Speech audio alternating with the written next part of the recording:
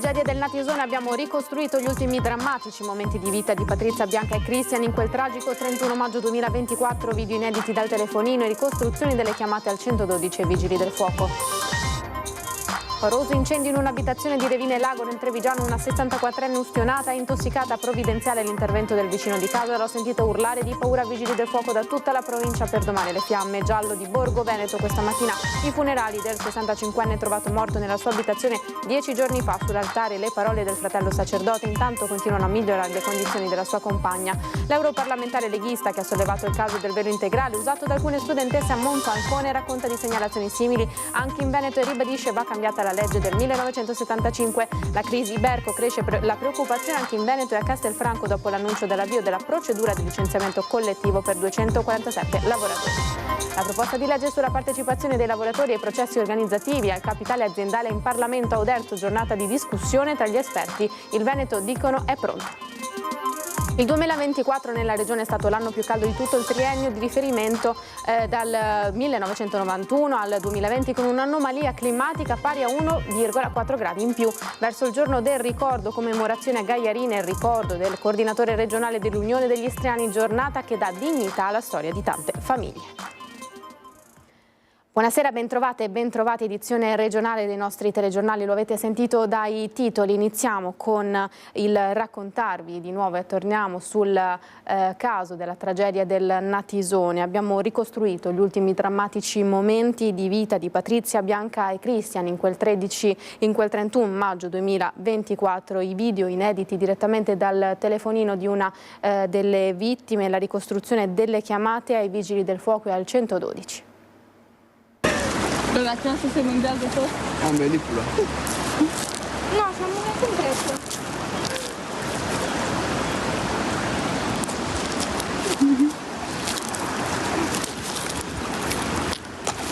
Quelli che vedete sono gli ultimi istanti di vita di Patrizia Cormos, Bianca Doros e Christian Molnar, prima di essere travolti e uccisi dalla piena del Natisone il 31 maggio del 2024.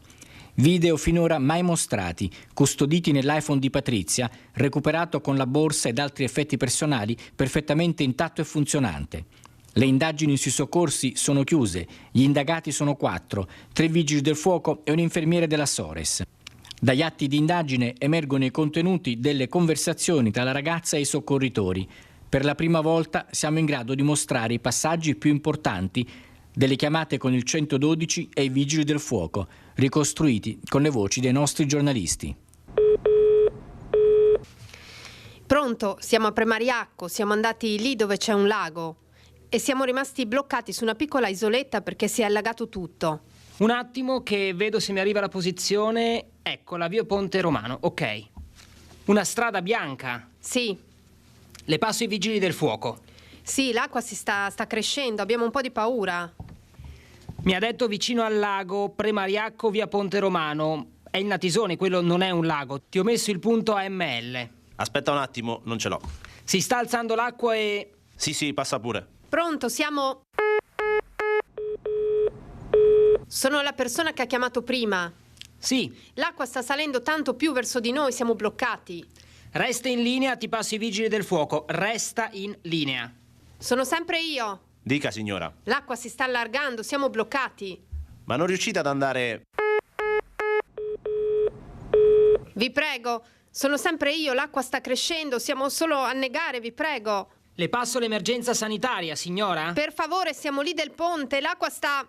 Le passo l'emergenza sanitaria, può essere pompieri. I pompieri, vi prego, serve l'elicottero per uscire da qua. Tra la prima e l'ultima chiamata di Patrizia, il 112 riceve quelli di alcuni passanti. Una donna avvisa dei ragazzi in difficoltà e descrive la scena sulla spiaggia prima di essere smistata ai vigili del fuoco. Un uomo lancia un allarme più drammatico. Ci vuole un elicottero, se non viene un elicottero muoiono. Patrizia invia in una chat WhatsApp ai vigili del fuoco la posizione e i video. Poi scrive: "Vi Petro", forse voleva dire "vi prego", e sono le sue ultime parole. Parte la squadra dei vigili del fuoco via terra che raggiunge il ponte con mezzi inadeguati al salvataggio. I vigili del fuoco parlano con l'operatore della Sores, parte l'elicottero Drago da Venezia, poi il doppio India da Campoformido, ma arriverà soltanto alle 14:13, quando ormai da 3 minuti Patrizia, Bianca e Christian sono stati trascinati via dal fiume.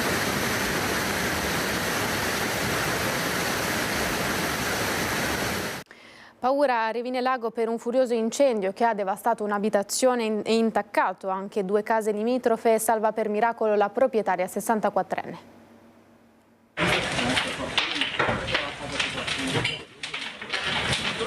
È venuta a chiamarmi qui a casa, che urlava, piangeva. Era andata in panico, ha cominciato a buttare acqua con dei vasetti, non capiva più niente in realtà. Però sì, ho cercato di tirarla via perché stava prendendo fuoco, aveva i capelli che fumavano, quindi sì.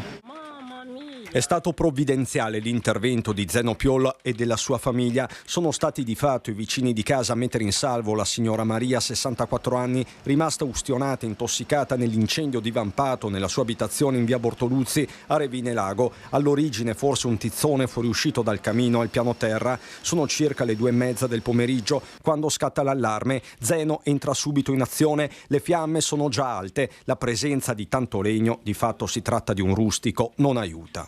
Ho cercato di salvare il salvabile. Ho preso la gomma dell'acqua e ho cercato di spegnere il fuoco, ma ormai si era propagato all'interno della casa, quindi sì.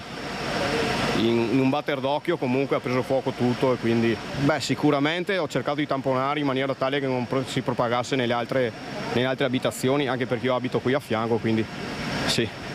E ho cercato di tenere bagnato il legno, le scale che c'erano esterne. Sul posto arrivano i sanitari del SUEM 118 che portano la vittima all'ospedale di Conegliano. È intossicata e ha riportato ustioni alle mani, alle braccia e parzialmente anche sui capelli. Nel borgo arrivano squadre di vigili del fuoco praticamente da tutta la provincia, carabinieri e polizia locale. L'area viene transennata.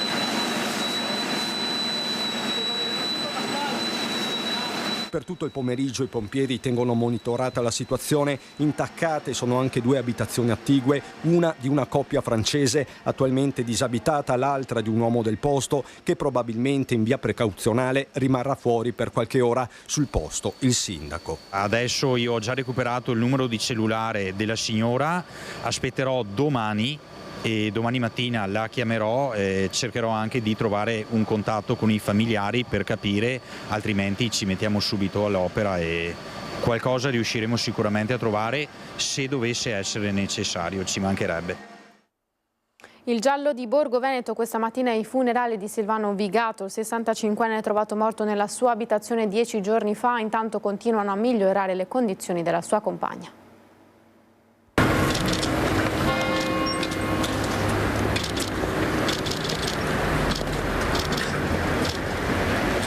È il giorno del silenzio e del dolore a Santa Margherita d'Adige. Nella chiesa della piccola frazione di Borgo Veneto la comunità si stringe ai figli e alla famiglia di Silvano Vigato. Il 65enne trovato morto nella sua abitazione lo scorso 29 gennaio in circostanze misteriose, con ogni probabilità ucciso da un colpo di pistola che si è autoinferto. Un gesto estremo dai contorni ancora poco chiari. Accanto a lui, in fin di vita, la compagna 55enne. Oggi però gli interrogativi su quella giornata lasciano spazio alle parole di conforto pronunciate dal parroco Don Andrea durante l'omelia. Vogliamo chiedere al Signore proprio così, di usare a Silvano la sua misericordia, di accoglierlo nella sua pace, di donargli la gioia della vita piena, la vita eterna con lui è un abbraccio che cancella quelli che sono anche i limiti della sua vita, quelli che sono i suoi peccati, ma poi quell'abbraccio che le dice vieni, figlio. A concelebrare le esequie di Vigato c'era anche il fratello Don Maurizio che a nome di tutta la famiglia ha espresso il dolore del momento che stanno vivendo. Hai messo sulle nostre spalle una croce pesantissima, stiamo versando tante lacrime. Buono e generoso, lo ha ricordato il fratello, rivolgendo anche una preghiera alla compagna che ha rischiato di morire. Gremita la chiesa di Santa Margherita d'Adige, tanti amici e conoscenti che si sono stretti attorno ai figli di Silvano e anche alla figlia della compagna. La donna è ancora ricoverata in ospedale a Schiavonia, le sue condizioni migliorano di giorno in giorno, ma ancora non riesce a parlare con i carabinieri che attendono di interrogarla per ricostruire cosa è avvenuto nella villetta lo scorso 29 gennaio. Il niqab a scuola, il velo integrale, il caso delle ragazze con appunto il velo integrale per entrare in classe devono essere identificati in una stanza separata dagli altri alunni, un caso che arriva anche in Veneto. Ci sono molti cittadini di Mestre e di Marghera che mi sottopongono spesso la questione del velo integrale, come anche di altre situazioni. Niqab a scuola, il velo integrale che lascia scoperti solo gli occhi. Il caso scoppiato all'Istituto Tecnico Professionale Sandro Pertini di Monfalcone scavalca i confini regionali e arriva anche in Veneto. Non solo un problema di sicurezza, secondo l'europarlamentare già sindaca di Monfalcone, Anna Maria Cisint, che da anni si batte affinché venga promulgata una legge che vieti l'utilizzo del velo integrale. Necessità ribadita anche dal ministro dell'istruzione Giuseppe Valditara. Abbiamo presentato su questo una proposta di legge che con 4 articoli risolve la questione, perché la legge che oggi è esistente, la 152 appunto, tra le virgole autorizza una possibilità di giustificato motivo. Questa proposta di legge toglie l'alibi, via il salvo giustificato motivo, e introduce il reato della violazione dell'obbligo a indossare il velo integrale.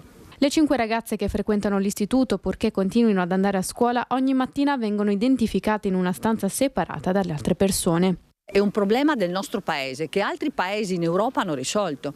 La Francia, l'Austria, la Danimarca, la Bulgaria, dal 1° gennaio anche la Svizzera. In questi paesi è vietato l'uso del velo integrale, perché non ci può essere integrazione se non c'è la possibilità di guardarsi negli occhi. È un problema generale perché il numero degli islamici presenti in Italia è molto cresciuto e ovviamente sono stata sindaco di un comune, sono 8 anni che faccio questa battaglia, perché ho visto crescere il numero delle donne completamente coperte e abbassare l'età delle ragazze completamente coperte. La sinistra si accoda alla proposta, evidenziando la necessità di regolamentare l'uso del velo almeno negli istituti, una possibilità per diventare credibili, ribadisce Cisint. Il velo integrale è un gravissimo atto di sottomissione. Il pericolo sta in questo, nel non riconoscimento degli islamici radicalizzati di accettazione dei valori della nostra Costituzione. Se la Costituzione e il nostro sistema giuridico sono importanti perché l'Italia è un paese di diritto,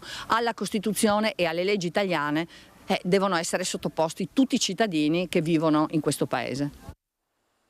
La crisi della Berco, cresce la preoccupazione anche in Veneto dopo l'annuncio dell'avvio della procedura di licenziamento.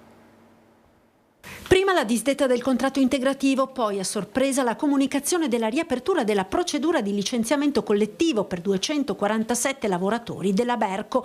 Dopo quella che sembrava un'apertura del dialogo, ieri sera è arrivata la doccia gelata con la comunicazione dell'azienda che fa capo alla multinazionale tedesca ThyssenKrupp di andare avanti con le procedure di licenziamento collettivo. Il tentativo di trovare 480 lavoratori disponibili ad accettare la mobilità volontaria non ha dato i risultati sperati dall'azienda, solo 152 hanno accettato e questo, comunica Berco ai sindacati, non consente la necessaria riduzione dei costi, di cui la decisione di procedere unilateralmente con i licenziamenti. Se la preoccupazione è altissima in Emilia-Romagna, dove nello stabilimento di Copparo sono occupati oltre 1200 dei 1400 dipendenti che la Berco ha in Italia, cresce l'allarme anche a Castelfranco, dove è stata rinnovata per altre 13 settimane la cassa integrazione.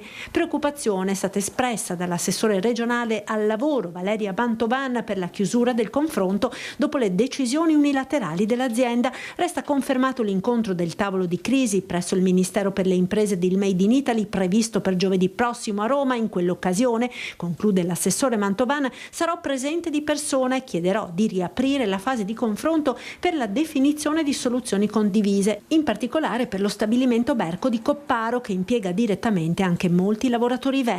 Preoccupazione per gli ultimi sviluppi della crisi anche da parte del sindaco di Castelfranco. Siamo preoccupati, spero che gli interventi a livello ministeriale possano essere proficui per far sì che il rilancio dell'azienda attraverso un piano industriale che sembra non essere proprio stato spiegato appieno e la valorizzazione insomma dei lavoratori che rimangono chiudano questa vertenza che sta preoccupando anche Castelfranco Veneto.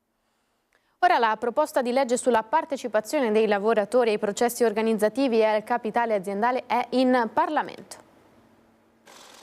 Troppo presto per immaginare la presenza di lavoratori all'interno del CDA di un'azienda, ma i tempi sono maturi per iniziare a parlare di una loro partecipazione finanziaria ed organizzativa all'impresa. È partita dalla Marca e dal Veneto la chiamata Nuovi modelli d'impresa, con l'impulso della Fondazione Capitale e Lavoro guidata da Giuseppe Milan, già direttore di Confindustria Veneto Est.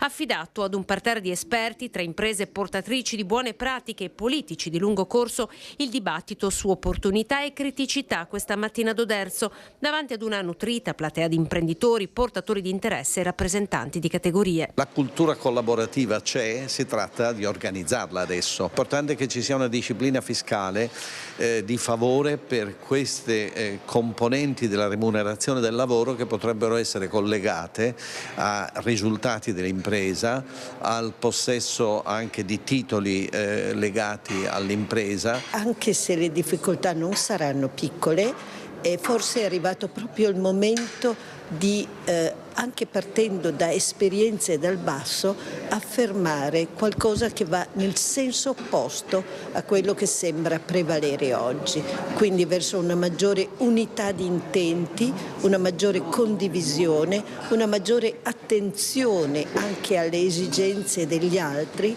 e non soltanto al bisogno di guadagno. Il dibattito, quello sulla partecipazione dei lavoratori alla gestione e ai risultati delle imprese, ha assunto una nuova centralità con la proposta di legge attualmente in discussione alla Camera dei Deputati.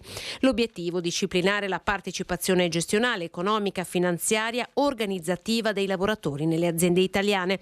Un processo che in Veneto sembra maturo e che potrebbe aiutare a scongiurare l'esodo dei tanti giovani imprenditori dall'Italia. I numeri anche qui delle Camere di Commercio, dell'Istat, dicono che la generazione di nuove imprese è in una fase un momentino di stanca e di calo. Questo è chiaro che è un modo di far passare cultura imprenditoriale nel lavoro che poi può diventare rigenerazione di nuova impresa. Oggi abbiamo la necessità di rendere attrattiva l'Italia, di rendere attrattive le imprese, di rendere attrattivo il lavoro industriale. Se non ricostruiamo una nuova cultura attorno a questi obiettivi, sarà difficile far trasmettere alle nuove generazioni che è utile restare. La politica Forza Italia è pronta a lavorare per sanare le contestazioni mosse dalla Corte Costituzionale alla riforma Calderoli. Il Parlamento deve sempre muoversi in punta di piedi, perché comunque c'è un potere della magistratura, in questo caso della Consulta, che per carità è l'organo supremo, però ogni volta tu fai una legge c'è il rischio che qualcuno te la smonti. È vero che la Corte Costituzionale ha bocciato la proposta di referendum abrogativo della riforma Calderoli, ma qualche settimana prima, sempre la Consulta aveva anche contestato 7 punti della legge sull'autonomia differenziata, che adesso, secondo il ministro Calderoli, richiederanno un'altra legge per le materie con i LEP. Che la questione autonomia fosse in discesa ci credevano in pochi, era assolutamente in salita e credo che insomma lo capiscano bene. Io tra l'altro ho fatto il parlamentare 2008-2013 quando si parlava della legge ovviamente sul federalismo fiscale, lo ricordate bene, no? E una legge che poi è arrivato il governo Monti e ha messo in un cassetto. Quella della Corte Costituzionale non è una bocciatura del regionalismo, come sostengono i detrattori della legge, ma sicuramente per ammissione dello stesso Calderoli e un suo ridimensionamento da sanare il prima possibile. Questa sentenza c'è, ovviamente non si sperava fosse così, io poi sono insomma per la mia storia un convintissimo autonomista e federalista, però bisogna prendere atto della sentenza, legiferare il più in fretta possibile per modificare di nuovo la riforma e ripartire con l'applicazione. L'obiettivo è arrivare ad una nuova legge entro la fine della legislatura, un lavoro a tappe forzate che Forza Italia però non è disposta a fare per un altro tema, il limite del secondo mandato. Io credo che il terzo mandato sia chiuso, io ho un rapporto buono, lo sapete, insomma, con il Presidente Zaia, sarebbe il quarto mandato, credo che dal punto di vista legislativo questo non sia più il tema. Tutti i paesi occidentali, basta parlare del Presidente degli Stati Uniti, Presidente della Repubblica, insomma, c'è un limite ai mandati, che non vuol dire applicarlo a Luca Zaia o a Flavio Tosi quando era sindaco, vuol dire che chi gestisce il Parlamento, il legislatore, decide dei limiti per evitare le concentrazioni di potere. Mobilitazione del PD padovano davanti agli ospedali della città e della provincia contro i tagli della regione. A gran voce si alza il grido di chi ogni giorno si trova a fronteggiare una sanità che non dà più le risposte, ma le risposte basilari. Stiamo parlando di mancanza di medici di base, mancanza di posti nelle RSA, dover aspettare mesi e mesi una visita specialistica. Quindi le persone si stanno rendendo conto che o hai la possibilità di pagare di tasca tua i servizi, altrimenti rinunci alle cure, e questo non è accettabile. Da Campo San Piero a Piove di Sacco, da Cittadella a Schiavonia, al centro, gli ospedali Sant'Antonio e l'azienda ospedaliera di Padova, è stata una mobilitazione su tutto il territorio, quella del Partito Democratico in difesa della sanità pubblica. Volantinaggio e ascolto davanti ai punti ospedalieri. Basta tagli alla sanità pubblica che favoriscono quella privata che non tutti possono permettersi, spiega la segretaria provinciale Dem Sabrina Doni. E noi come comunità democratica non ci giriamo dall'altra parte, e soprattutto anche di chi sono gran parte di queste responsabilità, che hanno un nome e un cognome: Regione Veneto, perché l'autonomia tanto decantata dal centrodestra e dalla Lega è una autonomia che già la Regione Veneto ha in tema di sanità. Carenza di medici di medicina generale, liste d'attesa a discapito di una medicina del territorio che vede grosse difficoltà anche per accedere alle strutture per anziani non autosufficienti, denuncia il PD, che non ferma la mobilitazione. Il Partito Democratico chiede più cose, sicuramente stanziare più fondi e una programmazione seria che tenga in conto di tutti i fronti della sanità, perché quello a cui noi assistiamo è un perdere pezzi su tutti i fronti, dai medici di medicina generale alle strutture sanitarie, la mancanza di programmazione puntuale nei territori, e questo è un problema che i cittadini vedono. È notizia di questi giorni un primato sugli accessi al pronto soccorso, a quelle cure a pagamento, che poi alla fine è l'unica voce su cui si riesce a far cassa da parte delle strutture della sanità regionale. Questa è una cosa grave, ma è una cosa che è indice del fatto che non si trovano risposte nella sanità che si può programmare. Allora si corre ai pronti soccorsi e si intasano di codici bianchi. Il 2024 in Veneto è stato l'anno più caldo di tutto il triennio di riferimento, il 1991 e il 2020, con un'anomalia climatica pari a più 1,4 gradi, che per quanto riguarda le precipitazioni si osserva pure un cambiamento nella loro concentrazione: meno giorni di pioggia ma più intensi, con periodi di siccità più lunghi, una maggiore frequenza di eventi meteorologici estremi. È quanto emerge dall'ultima edizione di Statistiche Flash, numeri e grafici per capire il Veneto, che focalizza l'attenzione sui cambiamenti climatici avvenuti nel tempo. Verso il giorno del ricordo, questa mattina la commemorazione a Gaiarine, il ricordo del coordinatore regionale dell'Unione degli Istriani Alessandro Toscani, giornata che dà dignità alla storia di tante famiglie.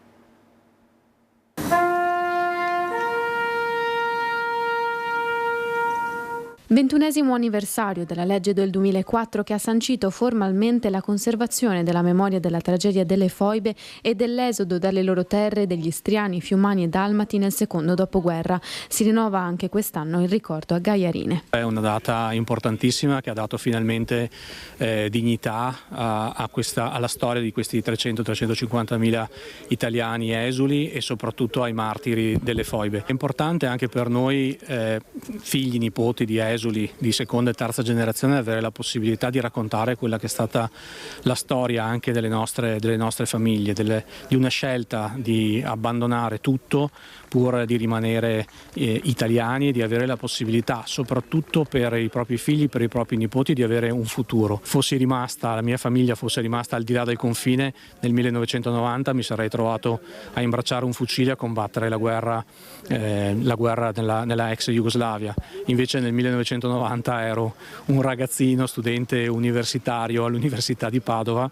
Alla cerimonia presente l'europarlamentare Cisint, l'onorevole Ingrid Bisa, con la consigliera regionale Sonia Brescaccin e il presidente della provincia Stefano Marcon e una rappresentanza di sindaci e assessori dei comuni limitrofi a Gaiarine. Abbiamo voluto fortemente dedicare alle vittime delle foibe un parco e un monumento. È notizia tra l'altro di questa notte che proprio a Basovizza hanno imbrattato un monumento a ricordo delle foibe. Significa che ancora non ci siamo, che c'è ancora tanto da fare e che dobbiamo continuare ad insistere e non mollare un millimetro e andare avanti sempre così, ricordare, far memoria e trasmettere ai nostri ragazzi. Tutte le persone che sono venute a mancare non avranno un loro riscatto finché noi continueremo a non parlarne, quindi la memoria va tenuta viva e soprattutto noi ragazzi dobbiamo studiarlo, dobbiamo impararlo, perché spesso si danno per scontate queste cose quando in realtà non sono per nulla scontate.